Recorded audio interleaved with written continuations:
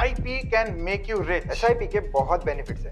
SIP will not make SIP investment is a scam. SIP will destroy your भाई ये चल क्या रहा है?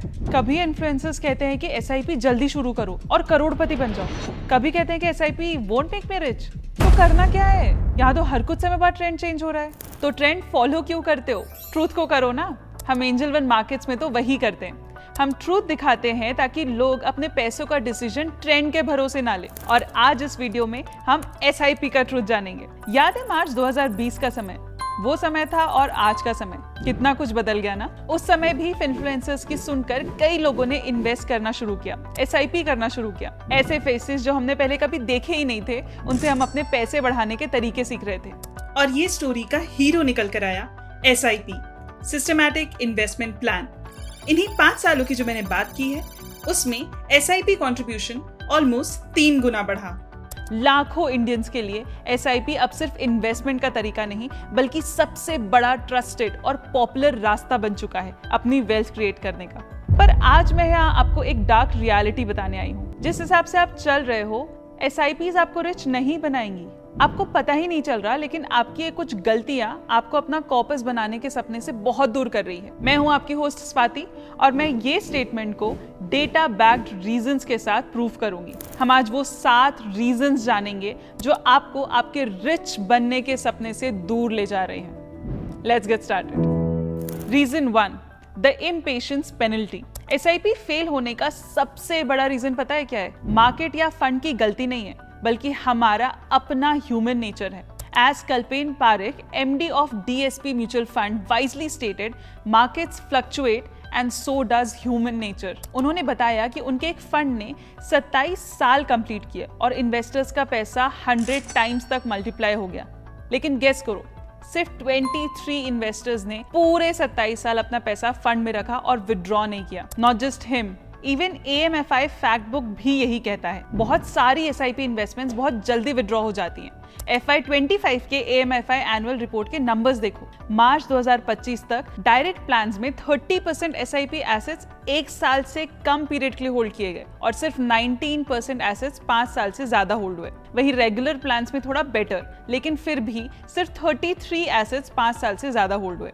अगर रीजन के बारे में सोचो तो ये ट्विटर यूजर ने जो बात कही वो ध्यान में आता है कि पिछले 30 सालों में हर साल ऐसा कुछ ना कुछ हुआ है जिसने मार्केट्स को डिस्टर्ब किया है। इनमें से सबसे बड़े इवेंट्स थे 2008 का ग्लोबल फाइनेंशियल क्राइसिस, जिसमें निफ्टी गिरा 63% से। 2020 का Covid crash, Nifty fell by 40%। 2022 का Russia Ukraine war, Nifty fell by 10%। This means when we see our portfolio bleeding red, हमारा प्राइमल इंस्टिंक्ट किक इन करता है और हम या तो SIP रोक देते हैं या पैनिक सेलिंग करने लगते हैं। दूसरा रीजन है द कंपाउंडिंग मिराज। फाइनेंस का सबसे मिसअंडरस्टूड कंसेप्ट है compounding. Think of it like a snowball. शुरू में छोटी सी होती है, धीरे धीरे घूमते हुए बड़ी होती है, पर असली इम्पैक्ट तब आता है जब ये इतनी बड़ी हो जाती है कि अपने आप मोमेंटम से तेज घूमने लगती है। फाइनेंस में यही फेज देखने से पहले लोग बाहर निकल जाते हैं। चलो इसे ऐसे समझते हैं, अगर हम जून 1996 में, मतलब आज से लगभग 29 साल पहले, निफ्टी 50 इंडेक्स में हर महीने 10,000 का SIP करते, तो आज मई 2025 तक क्या सीन होता। हमने देखा कि कैसे 4 फेजेस में ₹2.8 करोड़ का गेन आया। इस टेबल को देखो। फेज 1 मतलब पहले 10 साल 12 लाख लगाए, 10 साल बाद ये 29.49 लाख बन गए। प्रॉफिट सिर्फ 17.49 लाख। ये इन्वेस्टर्स का डिसअपॉइंटमेंट फेज होता है, जहां मैक्सिमम लोग SIP काम ही नहीं कर रहा यार बोलकर निकल जाते हैं। फेज 2 11 से 15 साल, मतलब अगर आप सिर्फ ये फेज तक आ जाते तो अगले 5 साल में 43 लाख का गेन, पहले फेज के अमाउंट से 3 गुना से भी ज्यादा। फेज 3 16 से 20 साल। यहाँ स्नोबॉल अब अपने मोमेंटम से भागने लगा क्योंकि यहाँ 73 लाख का गेन आया। और फेज 4 मतलब लास्ट 9 साल, ये तो एकदम धमाकेदार है। टोटल 280 लाख का गेन, मतलब आपकी टोटल वेल्थ का 74% सिर्फ जर्नी के लास्ट फेज में बनता है। लोग बिना असली गेम समझे इनिशियल फेज में ही कुछ पैसे लेकर निकल जाते हैं, जबकि आगे एक फॉर्च्यून उनका वेट कर रहा होता है। Reason 3, the herd effect. एक और सटल रीजन है कि क्यों फ्यूचर SIP शायद उतना अच्छा परफॉर्म ना कर पाए जितना पास्ट SIPs करती थी। एक टाइम था जब एसआईपी एक सीक्रेट वेपन था, बस कुछ सिलेक्टेड इन्फॉर्म्ड इन्वेस्टर्स यूज करते थे। तब मार्केट में कंपटीशन कम था और रिटर्न्स जबरदस्त मिलते थे। लेकिन आज सीन पूरा बदल गया। हर महीने एक प्रेडिक्टेबल वेव आती है of nearly 26,000 crore through SIPs। और ये पैसा जाता कहाँ है? मोस्टली उन्हीं बड़े लार्ज कैप या मोमेंटम हैवी फंड्स में जहां ऑलरेडी सबकी नजर होती है। अब प्रॉब्लम यह है कि जब इतनी बड़ी भीड़ एक ही रास्ते पर चल रही है तो इसमें आउट परफॉर्म करना मुश्किल हो जाता है। डेटा भी यही बोलता है। डोमेस्टिक म्यूचुअल फंड्स का स्टॉक मार्केट में ओनरशिप 2019 में 14.2% था और 2024 में जंप करके 19.4% हो गया। मतलब हम रिटेल इन्वेस्टर्स कलेक्टिवली मार्केट का एक मेजर ड्राइवर बन गए हैं। लेकिन ये हर्ड इफेक्ट का साइड इफेक्ट ये है कि जब एक प्रेडिक्टेबल क्राउड बार बार वही स्टॉक्स खरीदता है तो उनकी प्राइसेस इन्फ्लेट हो जाती हैं और जब प्राइसेस ऑलरेडी हाई होती हैं तो फ्यूचर में रिटर्न्स नेचुरली नॉर्मल या फिर थोड़े डिसअपॉइंटिंग हो जाते हैं। तो इसका मतलब क्या है? मतलब आज आप SIP से मार्केट में डिसिप्लिन तो ला रहे हैं लेकिन क्राउड के आगे चलने का एडवांटेज शायद उतना स्ट्रॉन्ग नहीं रहा जितना पहले था। Reason 4, the fallacy of timing. SIP का एक पॉपुलर सेलिंग पॉइंट होता है just start any time, the averaging will take care of it. ये पूरा 100% सच नहीं होता। ये पॉइंट मार्केट टाइमिंग को इररेलेवेंट बना देता है। SIPs कॉस्ट एवरेज करने में तो ब्रिलियंट है लेकिन ये आपको मार्केट साइकिल से इम्यून नहीं बनाते और आपका स्टार्टिंग पॉइंट आपके दिमाग पर एक बड़ा साइकोलॉजिकल इंपैक्ट डाल सकता है। सोचो एक पावरफुल एग्जांपल, मान लो आपने जैन 2008 में 10,000 का मंथली SIP शुरू किया, वो भी मार्केट के पीक पर। कुछ महीने बाद ही 2008 का ग्लोबल फाइनेंशियल क्राइसिस आ गया जिसने सालों का प्रॉफिट मिटा दिया। दिसंबर 2011 तक 4 साल में 4.8 लाख इन्वेस्ट करने के बाद आपका पोर्टफोलियो बस 5,000 से ही आगे होता है। ये है वो पेशेंस और डिसिप्लिन जो SIPs डिमांड करते हैं रिवॉर्ड देने से पहले। सोचो जरा, आप 4 साल तक हर महीने लगातार इन्वेस्ट करते हो सिर्फ जीरो पर वापस आने के लिए। यही ज्यादातर लोग फेथ लूज करके क्विट कर देते हैं। प्रूफ कि गलत टाइमिंग पेशेंस का सबसे बड़ा टेस्ट होता है। तो यहाँ से एक क्लियर लर्निंग है, परफेक्ट टाइम का वेट मत करो, लेकिन मेंटली रेडी रहो कि कभी कभी काफी लंबी पीरियड तक रिटर्न्स लो या नेगेटिव भी हो सकते हैं। SIP रिस्क खत्म नहीं करता बल्कि लॉन्ग टर्म में उस रिस्क को हैंडल करने का डिसिप्लिन मांगता है। Reason 5, the fund selection lottery. हम अक्सर सुनते हैं कि SIP का सबसे इंपॉर्टेंट पार्ट है डिसिप्लिन, मतलब रेगुलर इन्वेस्ट करते रहना। ये बिल्कुल सही है लेकिन ये सिर्फ हाफ स्टोरी है। दूसरी हाफ जो आपके फाइनेंशियल फ्यूचर को बना भी सकता है और बिगाड़ भी सकता है वो है कौन सा फंड चूज करते हो। अगर आप अपना मेहनत का पैसा एक अंडर परफॉर्मिंग फंड में डाल रहे हो तो ये वैसे ही है जैसे एक फॉल्टी इंजन के साथ रेस जीतने की कोशिश करना। आपका डिसिप्लिन फ्यूल है लेकिन अगर इंजन खराब है तो आप कंपटीशन से बहुत पीछे रह जाएंगे। चलो एक रियल वर्ल्ड इम्पैक्ट देखते हैं। 10 साल के पीरियड में हमने 10,000 मंथली SIP के लिए अलग अलग फ्लेक्सी कैप फंड्स का परफॉर्मेंस एनालाइज किया। रिजल्ट काफी शॉकिंग था। सेम 12 लाख इन्वेस्टमेंट पर बेस्ट और वर्स्ट परफॉर्मिंग फंड के बीच फाइनल कॉर्पस में लगभग 16 लाख का डिफरेंस निकला।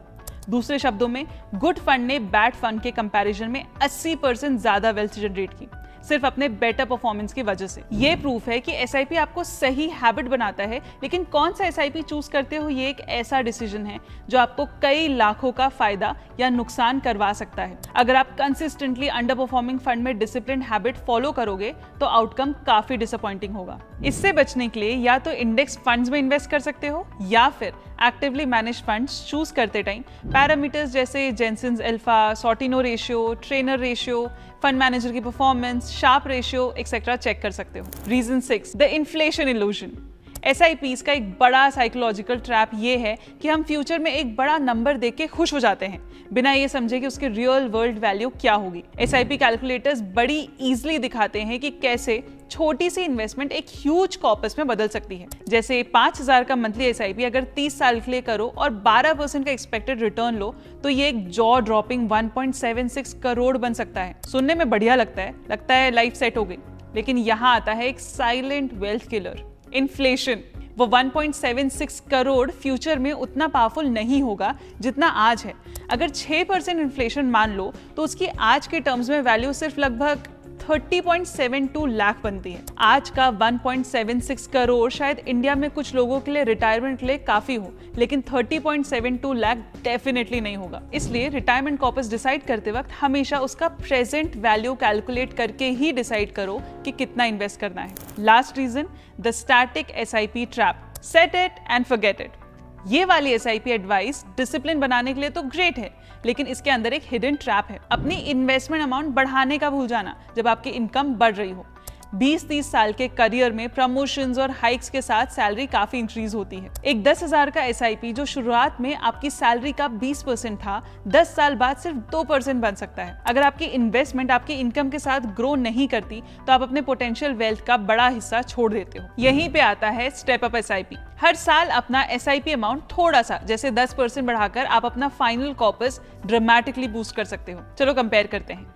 20 साल के लिए एक फिक्स्ड SIP और एक स्टेप अप SIP 12% रिटर्न मान के रिजल्ट एकदम गेम चेंजर है।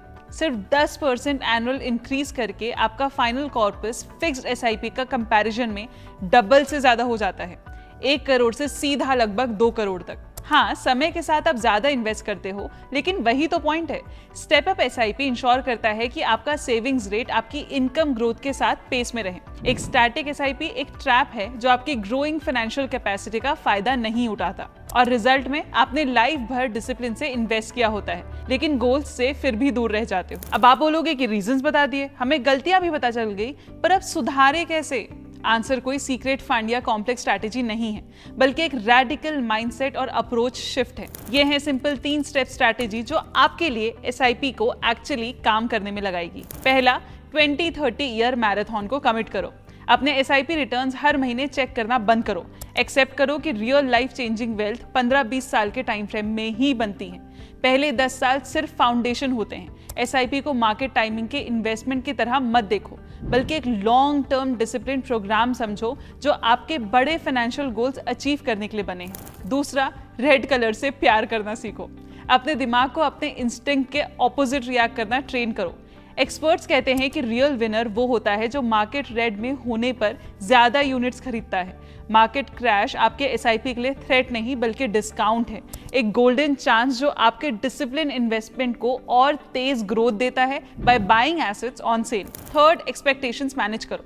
SIP आपको एकदम से रिच नहीं बना देगा, ये एक टूल है जो धीरे धीरे आपकी वेल्थ ग्रो करता है, रिटायरमेंट, बच्चों की एजुकेशन या अपने घर बनाने जैसे गोल्स के लिए, ना कि 5 साल में मिलियनर बनाने के लिए। रियलिस्टिक गोल्स के साथ अप्रोच करना जरूरी है। और हाँ, मीनिंगफुल कॉर्पस बनाने के लिए मीनिंगफुल इन्वेस्टमेंट अमाउंट रखो। इन्फ्लेशन का इम्पैक्ट हमेशा कैलकुलेट करो जब फ्यूचर कॉर्पस प्लान करो। बॉटम लाइन, SIPs आपको रिच नहीं बनाएंगे, आप बनाओगे। सिर्फ अच्छी हैबिट्स के साथ ही SIPs आपको रिच बना सकते हैं। जब आप डर के टाइम भी कंटिन्यू करते हो और बोरिंग डिसअपॉइंटमेंट फेज में पेशेंस रखते हो और लॉन्ग जर्नी के लिए कमिटेड रहते हो, तभी ये सिंपल टूल एक पावरफुल वेल्थ क्रिएशन का इंजन बन जाता है। तो ये आपके ऊपर है if SIPs can make you rich. तो ये था हमारा वीडियो। आई होप आपको ये पसंद आया होगा। अगर पसंद आया है तो लाइक करें और share it with your people. और अगर ऐसे ही और अच्छे वीडियोस चाहिए तो सब्सक्राइब बिल्कुल करना। कमेंट सेक्शन में बताना कि आपने कौन सी उम्र में अपना पहला SIP शुरू किया था। Mutual fund investments are subject to market risks. Read all scheme related documents carefully.